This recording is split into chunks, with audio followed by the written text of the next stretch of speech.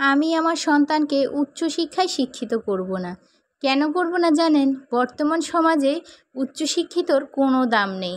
অনেক সার্টিফিকেট নিয়ে ছেলেরা ঘুরে যে চাকরি পায় না, সেই শিক্ষার আমার কোনো প্রয়োজন নেই। যেই শিক্ষা আমার সন্তানকে কেড়ে নিবে আমার কাছ থেকে, সেরকম শিক্ষার আমার কোনো দরকার নেই। আমি আমার সন্তানকে হয়তো এসএসসি পর্যন্ত পড়াবো, কারণ কলেজ ভার্সিটিতে গিয়ে কোনো লাভ নেই। সেখানে গেলে হয়তো আমি আমার সন্তানটাকে হারিয়ে ফেলবো। আর একটা মা হিসাবে আমি যতটুকু জানি যে একটা সন্তান মানুষ করাটা যে কত কষ্টের আর কত ব্যয়বহুল।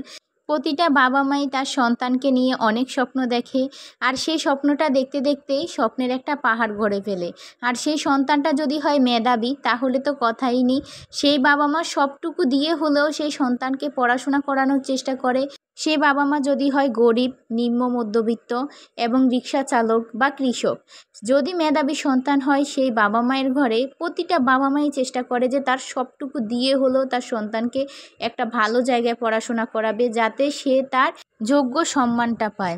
আজকে কয়েকদিন ধরে মোবাইলটা যখনই হাতে নেই, তখনই এ ধরনের নিউজ দেখি। ভাই বোনদের আসলে রক্তাক্ত অবস্থায় দেখে যে নিজের চোখের পানিটাকে আমি ধরে রাখতে পারতেছি না। আমি আসলে নিজে বাসায় থেকে যতটা ইমোশনাল হয়ে যাচ্ছি, মাথার মধ্যে শুধু এগুলাই ঘুরতেছে। আর কিছুক্ষণ পরপরেই দেখতেছি। আসলে একবার ভাবি যে দেখবো না, তারপরেও আবার দেখি।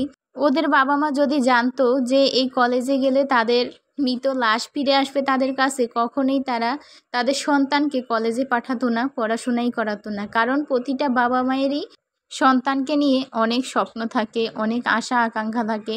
হয়তো যেই জিনিসগুলো তারা নিজেদের জীবনে পূরণ করতে পারে না, তারা তার চেষ্টা করে যে তার সন্তান সেই জিনিসগুলো করুক। যে শখ আহ্লাদগুলো হয়তো বাবা মা পূরণ করতে পারেনি, সেটা চায় যে আমার সন্তানের মাধ্যমে হলেও যেন পূর্ণতা পায়, সেই জিনিসটাই তারা চেষ্টা করে যায়।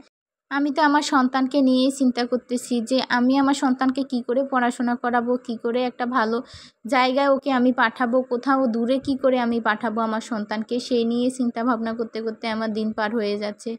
বর্তমানে যে অবস্থা,